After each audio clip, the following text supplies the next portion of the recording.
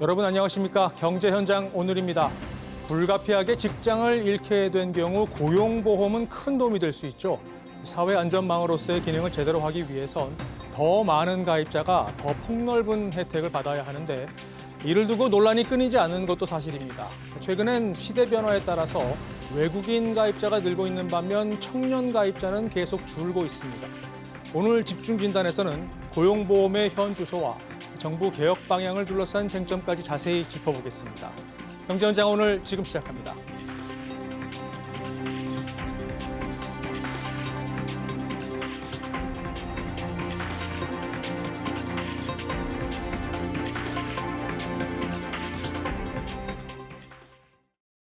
함께해 주실 두 분 소개해드리겠습니다. 건국대 경영학과 윤동열 교수, 또 직장갑질 119의 김유경 노무사 나오셨습니다. 두 분 어서 오십시오. 네, 반갑습니다. 자, 먼저 통계부터 볼까요? 고용노동부가 발표한 8월 노동시장 동향을 보면 고용보험 상시 가입자가 1년 전보다 2.4% 증가를 했습니다. 앞서 제가 서두에서도 얘기를 했지만 특징은 외국인은 늘고 청년층은 지금 줄고 이 흐름이 지금 계속 이어지고 있는데 먼저 이 흐름 어떻게 보고 계신지 교수님 어떻게 보고 계십니까? 크게 다르지는 않은 것 같습니다. 실질적으로 이번에 이제 36만 1,000명 정도가 증가를 했는데요. 네. 이번에 또 뉴스에서도 많이 나왔다시피 실제로 외국 인력 규모가 굉장히 많이 확대가 됐다고 볼 수 있을 것 같습니다. 네. 이런 영향 같은 경우는 실제로 고용 허가제 이주 노동자의 비중이 굉장히 늘어났기 때문이라고 볼 수 있을 것 같고요. 네. 이런 부분 같은 경우도 또 외국인 노동자가 89.6% 정도가 제조업에 집중돼 있다는 특성을 볼 수가 있습니다. 네. 이 늘어난 그 제조업 중에 그 인력 중에서 한국 내국인 인력 같은 경우는 1,000명밖에 되지 않고 있습니다. 네. 예. 그렇군요. 노무사님은 이번 통계 어떻게 보셨어요? 방금 이제 교수님 말씀하셨지만 아무래도 외국인 고용보험 가입을 의무화한 이후에 이제 효과가 나타나고 있다고 보시면 될 것 같습니다. 그래서 과거에는 사실은 이제 고용 허가제 통해서 국내에 들어와서 노동력을 제공하시는 외국인 노동자들에 대한 어떤 고용보험 가입 자체가 의무는 아니었는데 네. 임의 가입이었습니다. 근데 2021년부터 단계적으로 이제 사업장 규모에 따라 단계적으로 의무 가입 범위를 확대해 온 것이죠. 근데 올해 그러니까 2023년 1월부터는 상시 근로자 10인 미만 사업장까지 이게 확대 적용되면서 네. 아무래도 그 효과가 지금 나타나고 있다고 보시면 될 것 같습니다. 네. 그러니까 어쨌든 의무 가입 이게 잘 돌아가고 있다 이렇게 보는 게 맞는 거죠? 네, 맞습니다. 그렇군요. 외국인 근로자들 지금 대다수가 방금 교수님 말씀하신 네. 것처럼 제조업 현장에서 지금 근무를 하고 있어요. 그렇죠. 이게 반대로 얘기하면은 이제 내국인들은 소위 말하는 3D 업종에 좀 진입하기 좀 꺼리면서 이런 상황이 이어지고 있는 것 같은데 이 흐름이 계속해서 더 확대될 것으로 보십니까? 어떻게 보세요? 저는 확대될 수밖에 없을 거라고 보고 있습니다. 실질적으로 지금 3D 업종에 청년층이 들어가서 일을 하려고 하는 의지들이 좀 많이 약해진 부분들이 있고요. 네. 아시겠지만 생산 가능 인구가 계속 줄어들고 있습니다. 그리고 이들에게는 선택권이 되게 많은 거죠. 네. 지금까지의 시장 자체가 저희가 군인 기업 중심이었다고 본다면 지금 이제 구직자 중심의 시장으로 형성이 되고 있거든요. 네. 그리고 우리가 정통적으로 바라봤던 직업관에서 직무를 중심으로 하고 있는 이런 직업관이 바뀌고 있습니다. 그러다 보니까 청년 계층도 그렇고 실질적으로 저희가 다른 쪽, 그러니까 플랫폼 비즈니스 노동이라든지 네. 다른 쪽으로 눈을 돌리고 있는 이런 구직자들이 있기 때문에 네. 당연히 그런 부분들이 강화될 수밖에 없고요. 네. 또 하나만 더 짚고 넘어가자면은 이와 같은 부분들이 지역에서의 일자리에 대한 미스매칭이 점점 더 커지고 있기 때문에 외국인 근로자들이 더 유입될 수밖에 없다고 생각합니다. 네. 근데 지금 저도 뉴스에 종사를 하고 있는 입장이지만 사실 외국인 고용보험 가입과 실업급여가 늘었다 이런 식의 어떤 헤드라인을 뽑는 게 과연 맞나라는 생각도 좀 들어요. 사실 이런 제목들이 부정적인 이미지를 주는 건 사실이잖아요. 이에 대해서 노무사님은 어떤 의견을 갖고 계시나요? 네. 실업급여 이슈가 이제 불거질 때마다 항상 외국인 노동자 이슈가 불거지고요. 이제 굉장히 언론들이 좀 선정적인 헤드라인을 많이 뽑고 있는데 특히나 이제 어찌 보면 자국민들이 얻어야 될 혜택을 뭔가 외국인 분들이 가져가신다라는 이제 프레임을 계속 이제 강조를 하고 있지 않습니까? 네. 근데 사실은 상식적으로 생각해 보시면 되게 당연한 건데요. 말씀하신 것처럼 지금 우리나라의 인력들이 당연히 투입돼서 이제 일을 해야 될 그런 현장들, 특히나 이제 3D 업종이라던가 네. 제조업이라던가 건설업 등에서 일을 하기를 기피하는 현상이 계속 두드러지다 보니까 이분들이 오셔서 일을 하시는 거고요. 그분들이 고용보험료를 내고 당연한 권리로서 주장할 수 있는 것에 대해서 그런 식의 어떤 시선 혹은 뭐 언론들이 이제 부정적인 어떤 헤드라인을 뽑는 것은 굉장히 어찌 보면은 좀 차별적이고 혐오적인 그런 시각이어서 좀 문제가 된다고 보고요. 빨리 좀 개선돼야 되는 인식이 아닌가라는 생각이 듭니다. 이게 건강보험하고는 좀 다른 얘기죠, 교수님? 그렇죠. 다른 얘기죠. 네. 사실 외국인 근로자들이 한국 사회에서는 그러니까 필수 불가결한 인력이라고 볼 수밖에 없을 것 같습니다. 아까 사회자께서도 말씀하셨던 것처럼 실제 외국인 근로자는 적극적인 구직을 한다는 측면이 네. 국내에 있는 그 청년 구직자로 좀 차별점이 있다고 볼 수 있을 것 같아요. 네. 그리고 추가적으로 이제 뭐 저출산 고령화가 현실로 일어났고 인구가 감소되는 것도 10년 전 추계보다 10년이 앞당겨졌습니다. 네. 그러다 보면은 만성적인 인력난을 겪고 있는 중소기업 입장에서는 외국인 근로자들이 뭐 가뭄의 단비처럼 이렇게 느껴질 수밖에 없다는 것이죠. 네. 예. 이런 것들이 계속 될 수밖에 없습니다. 그렇군요.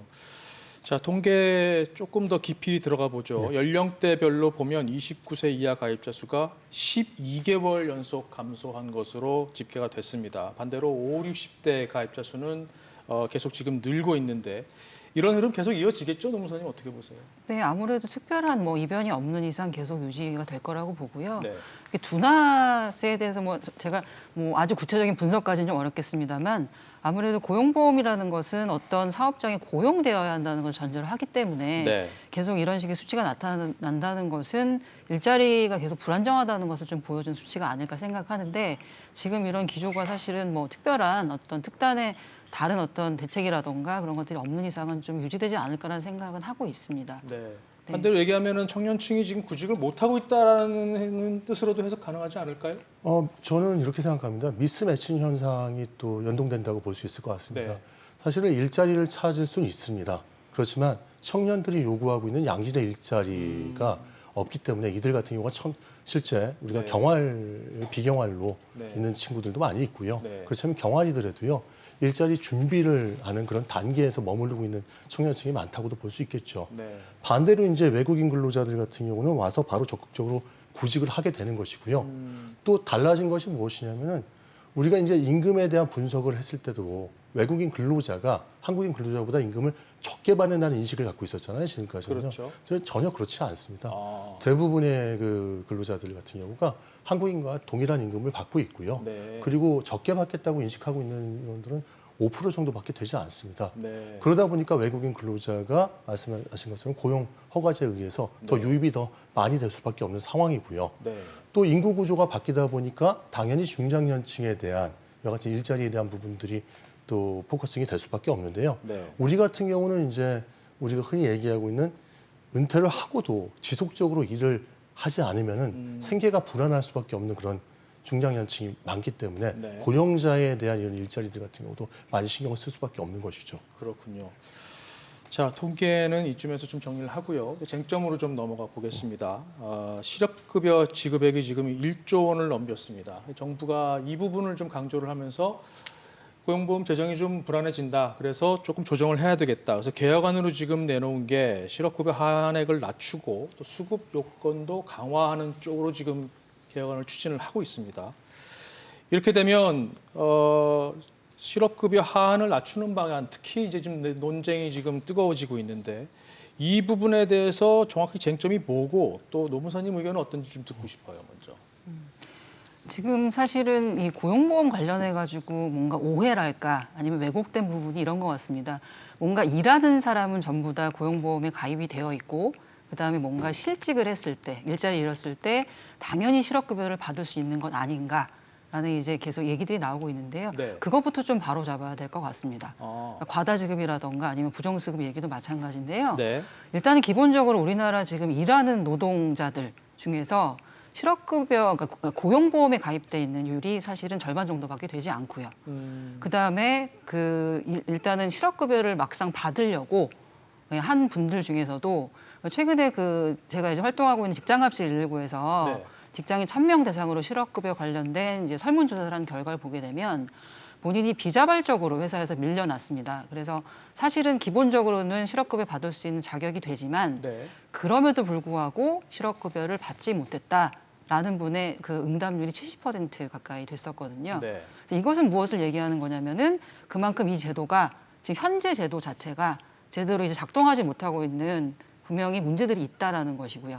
사실은 이 어떤 하한행 문제를 얘기를 하기 전에 사실 이 제도의 어떤 문제들에 대해서 먼저 좀 집중해서 보고 지금 제도 개선 과정에서도 반영을 해야 된다고 생각을 하는데 네. 그런 부분에 대한 어떤 논쟁은 지금 완전히 배제가 돼 있는 상태인 것이죠.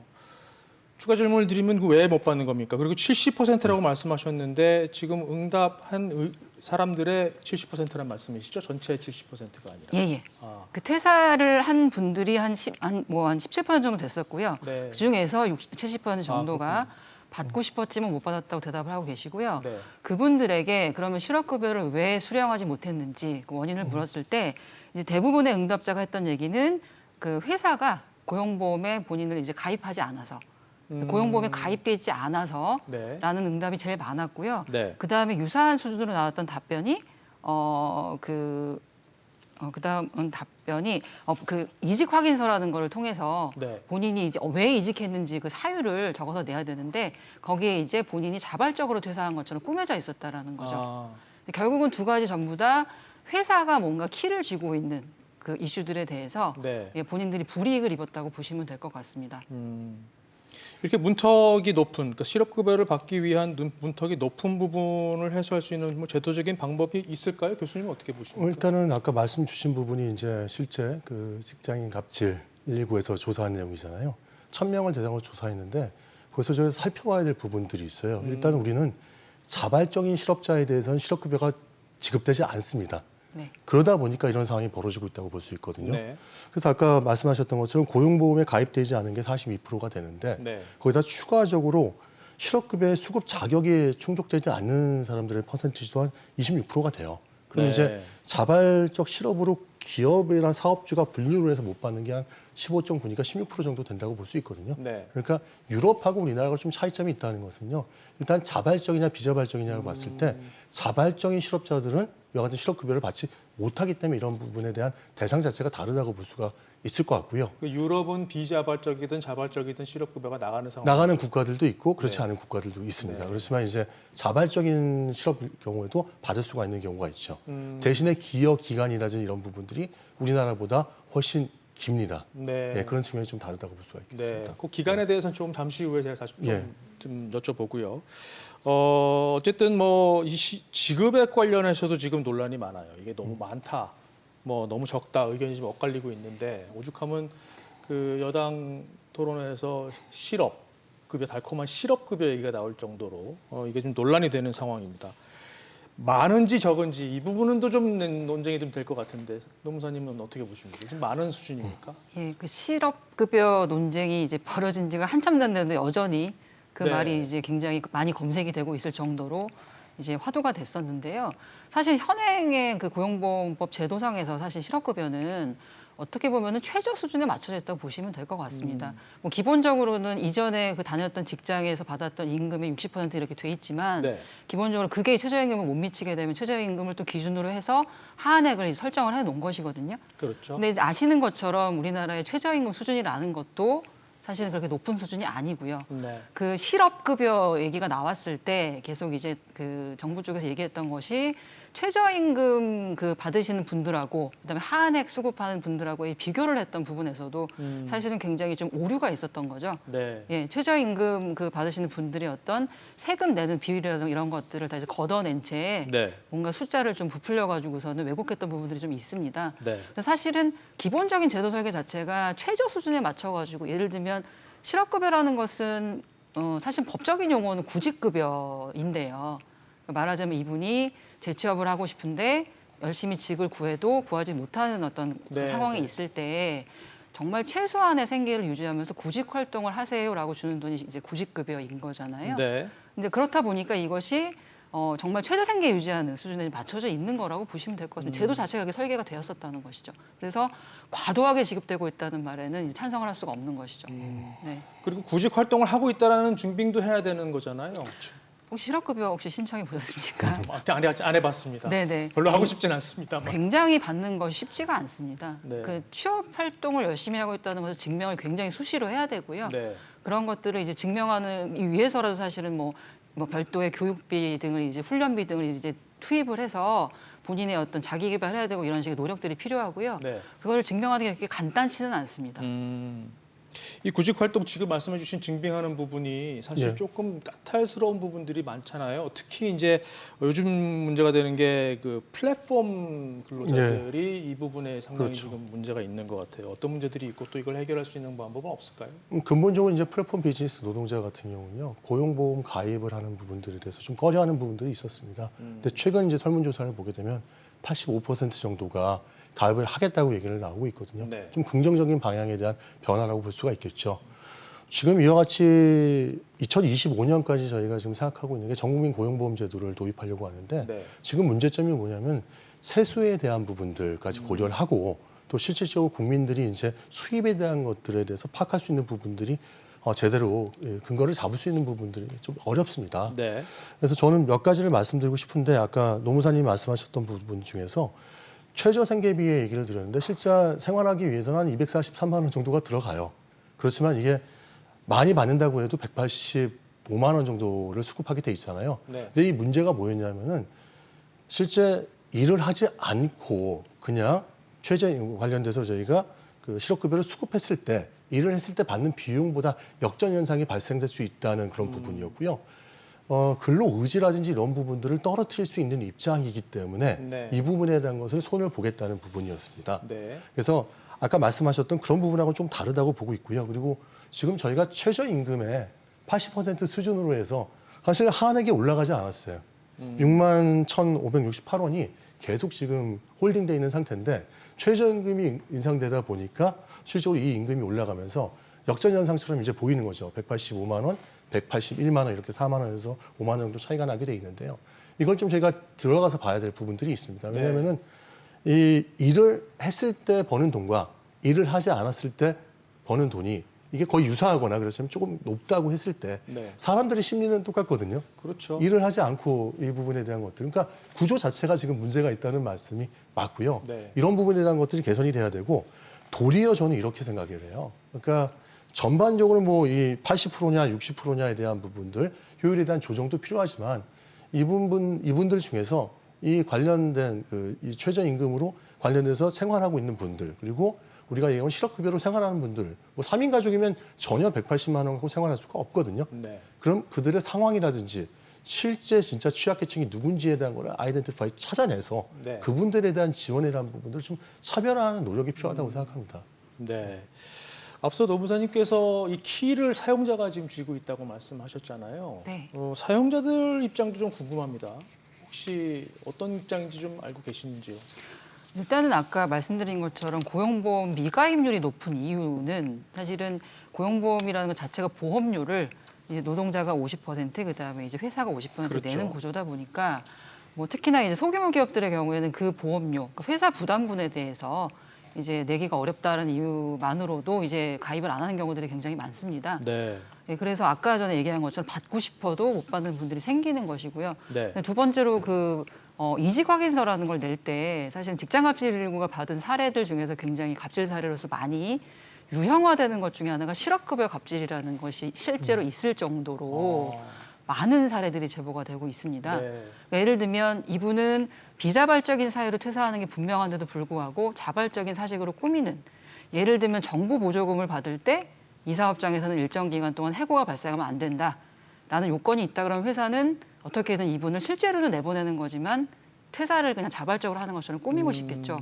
라든가 뭐 여러 가지 그 일들이 있고요. 네. 그다음에 정말 말 그대로 직장 내 괴롭힘이 이슈가 되고 있지만 괴롭힐 목적으로 이분이 퇴사한 이후에도 실업급여 혜택을 못 받도록 네, 네. 그 회사가 임의대로 그 이직 확인서상의 이직 코드를 꾸미는 경우들도 꽤 있습니다. 네. 물론 그 이직 확인서상의 이직 사유를 또 이제 고치기 위한 어떤 정정 신청이라든가 이런 것들이 있지만 그게 굉장히 또 시간이 많이 걸리고 어려운 법률 대응이기 때문에 네. 이런 부분들에 좀 속수무책으로 당할 수밖에 없는 현실들이 있거든요. 네. 네. 그렇군요. 자, 또 한 가지 지금 논란이 되고 있는 게 이 초단기간 근로자의 실업급여가 좀 줄어드는 부분이잖아요. 이게 보면 현재는 뭐 하루 3시간 이하 일해도 4시간으로 계산을 해서 실업급여가 나가는 상황인데 이 정부가 앞으로는 이제 실제 근로시간을 감안을 해서 방안을 좀 마련하겠다. 이 방향이 맞는 겁니까? 사실은 이제 어렵게 되겠죠. 그렇게 근로 시간을 지금까지 더해서 줬었는데 그 이유 자체가 최저 생계를 할 수 있도록 지원하는 목적이었었다고 볼 수가 그렇죠. 있습니다. 이번에 이제 그 예산안을 보시게 되면은 실업급여 관련된 예산도 1조 이상이 줄었고요. 네. 또 근로세제라고 해서 EITC도 한 20% 정도 줄었습니다. 그러다 보니까 아마 이런 부분에 대한 영향을 받는 그 취약계층들이 좀 늘어나지 않을까 생각이 됩니다. 네. 이 실제 근로시간으로 계산하는 방안에 대해서는 노무사님 생각은 어떠세요?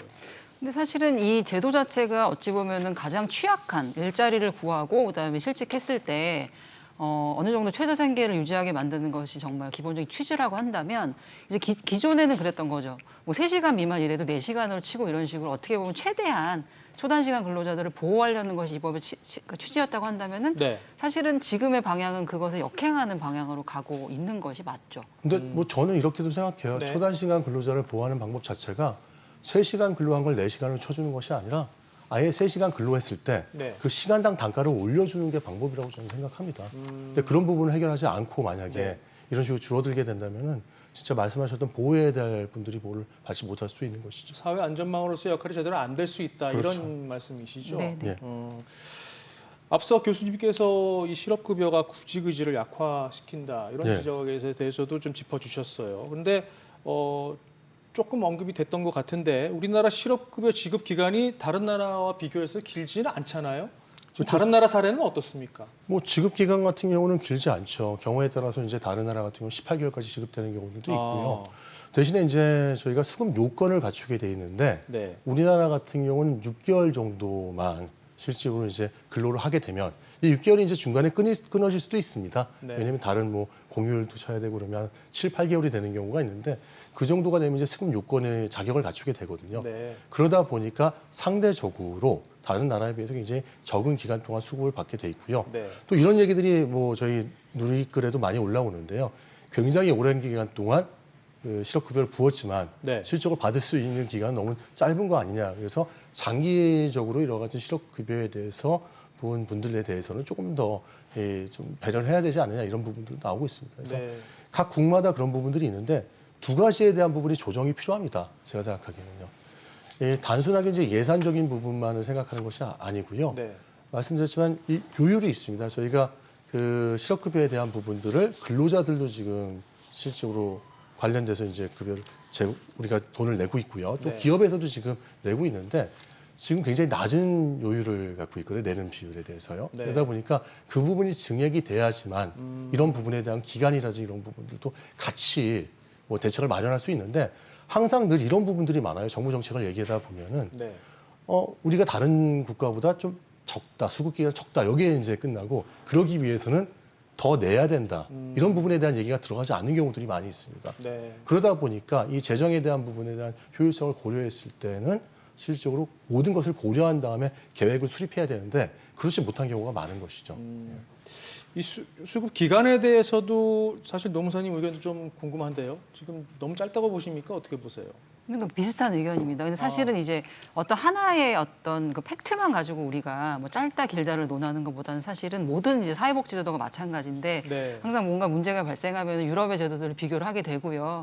그래서 뭐 프랑스가 뭐 굉장히 길게 봤는데 이 얘기를 하고 있는데 네. 사실 그 나라의 어떤 복지 시스템이라던가 사회보조 시스템을 우리가 전체적으로 비교를 하지 않은 채 단순 비교하기는 좀 어렵다고 생각을 합니다. 네. 지금 여태까지 우리가 얘기했던 여러 가지 구조적인 문제들을 그대로 놔둔 채 뭐 기간만 갖고 논쟁을 벌이는 거는 뭐 큰 의미는 없을 수도 있다고 생각을 하는데 그렇군요. 어쨌든 말씀하신 것처럼 지금 최대한 받아봤자 뭐 270 이렇게 얘기를 그 9개월 뭐 이렇게 얘기가 나오고 있어서 이게 과연 그러면 충분한 기간인 것이냐? 사실 네. 저는 당연히 충분하진 않다고 생각을 하고요. 네. 구직 활동이라든가 이런 것이 점점 이제 어려워지고 이런 상황에서 그것이 과연 이제 충분하게 뭔가 더 양질의 일자리로 점프할 수 있는 기간인 것이냐? 그렇지는 않다고 저는 보고 있습니다. 그러니까 노무사님 말씀에다 좀 더 한다면요. 네. 우리가 논의를 할 때 기여 기간이 며칠이냐, 우린 뭐 6개월이다, 실제 뭐 7, 8개월 된다, 이런 논쟁이 필요한 건 아니라고 봐요. 왜냐면 지금 뭐 캐나다라든지 독일이라든지 스위스라든지 이런 데는 대부분이 12개월 정도가 되거든요. 네. 이 12개월에 대한 기여 기간이 중요한 것이 아니라 이런 부분에 대한 지급 기한에 대해서 고려를 할 때는 충분하게 우리의 재정 상태라든지 그리고 관련 고용보험 기금에 대한 상태를 고려해야 될 것이고요. 네. 실제 이 부분에 대해서 저희가 수급을 하기 위해서는 이 관련된 부분에 대해서 그리고 기여를 해야 된다는 인식 자체가 뭐 국민들도 마찬가지고요. 네. 이런 부분들이 같이 공유가 되어야 된다고 생각합니다. 뭐 덧붙이자면 결국은 얼마나 길게 이걸 주느냐보다는 사실 그 기간 동안에 얼마나 빨리 재취업을 할 수 있느냐, 맞습니다. 이 네. 교육 부분이 더 중요할 수 있다. 그러니까 내실화해야 된다라는 쪽으로 좀 포커스가 모아져야 될 것 같다는 생각이 좀 드네요. 자, 그리고 지금 정치권 얘기를 좀 해보고 싶은데요. 여당 노동특위가 지금 9월 정기국회 전까지 노동개혁 방안을 확정하기로 했는데 조용합니다. 왜 조용할까요? 총선을 의식한 걸까요? 어떻게 보세요, 교수님?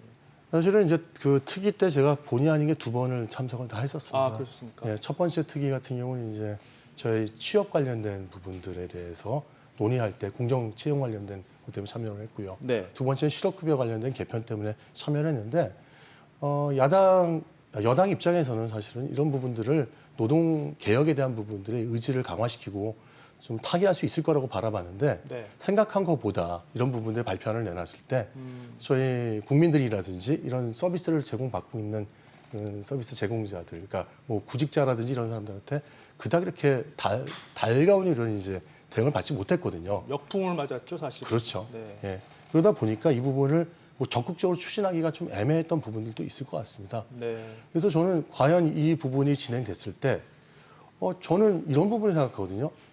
제도의 한두 가지가 바뀌어서 된다고 생각하지 않습니다. 실질적으로 근본적인 이유 자체가 네. 그 노동시장의 이중구조라는 부분이죠. 대기업과 중소기업 간의 임금 격차에 대한 부분도 있고 네. 또 실제 우리가 계약직과 그러니까 뭐 유럽 같은 경우 예를 들게 되면은 이 계약직이 도리어 정규직보다 임금을 더 많이 받는 경우들이 많이 있거든요. 네. 그래서 우리 같이 뭐 이런 구조에 의해서 뭐 임금이 적고 낮고 그렇지 않으면 관련돼서 어느 기업의 사이즈에 따라서 또 임금을 적고 많이 받고 이런 부분들이 아니라 네. 이런 전반적인 부분의 개혁에 대한 부분들을 그 의지를 함께 끌고 갈 수 있는 그런 모습을 보여줬어야 되지 않나 그런 생각이 듭니다. 네. 반대로 양대 노총 입장도 좀 짚어볼 필요가 있어 보이는데요. 지금 재벌 대기업 감세, 또 긴축 기조에 따른 재정 부족을 취약 노동자의 실업급여 삭감으로 충당하려는 움직임이다. 이렇게 주장을 하고 있어요. 이건 좀 양보할 필요가 있어 보이지 않을까요? 한 걸음 조금 물러나서 좀 타협점을 좀 찾아야 될 것 같은데 노무사님은 어떻게 보십니까 이에 대해서? 굉장히 무거운 질문을 갑자기 주셔서 네네 단답식으로 말씀드리기 좀 어려울 것 같긴 한데요. 네. 그 사실은 이제 말씀하신 것처럼 이 이슈가 이제 그 어떻게 그 반응을 좀 살펴봤을 때는 사실은 굉장히 뭔가 현장에서 실제로 이제 일자리를 구하고 그다음에 실직을 한 번이라도 경험을 해봤고 그다음에 그걸 생계에 유지해 본 분들 입장에서는 굉장히 공분을 살 수밖에 없는 네. 일이었던 거는 확실한 것 같습니다. 네. 그래서 뭔가 현실을 정말 모르고 정치권에서 그런 식의 언급들을 했던 것들이 어떻게 보면 역풍을 맞게 된 것인데요. 네. 말씀하신 것처럼 그런 식의 어떤 제도 설계를 할 때 단순히 어떤 그 단편적인 것들로 접근을 하면 안 되겠고 이런 네. 부분을 종합적으로 한번 살펴봐야 될 것 같습니다. 노총에 대한 입장까지 제가 말씀드리기는 좀 어려울 것 같고요. 네, 알겠습니다. 저는 뭐 말씀드려 자유로울 것 네네. 같아서 말씀드릴 수 있을 것 같은데 네. 사회적 대화에 좀 참여했으면 좋겠습니다. 제 입장에서는. 왜냐하면 경산노위 같은 경우도 지금 한국노총도의 대화를 거부하고 있는 상황이고요. 그렇죠. 여러 가지 문제점에 대한 부분을 해결하기 위해서는 적극적인 참여를 통해서 소통을 하는 것이 저는 해결 방법이라고 보고 있습니다. 그러나 여러 가지 부분에 대한 사항들이 이게 서로 해결하기 어렵다고 하니까 이걸 회피하는 그런 방향으로 가고 있는데요. 저는 굉장히 산적한 문제들이 많이 있다고 봅니다. 이번 네. 정부에서도요. 이런 문제를 해결하기 위해서는 한국노총이나 민주노총이나 좀 국민들을 위해서 좀 대화를 할 수 있는 그런 장에 나와줬으면 하는 게 제 바람입니다. 알겠습니다. 자, 여기까지 듣겠습니다. 지금까지 건국대 경영학과 윤동열 교수 그리고 직장갑질 119의 김유경 노무사와 얘기했습니다. 감사합니다. 네.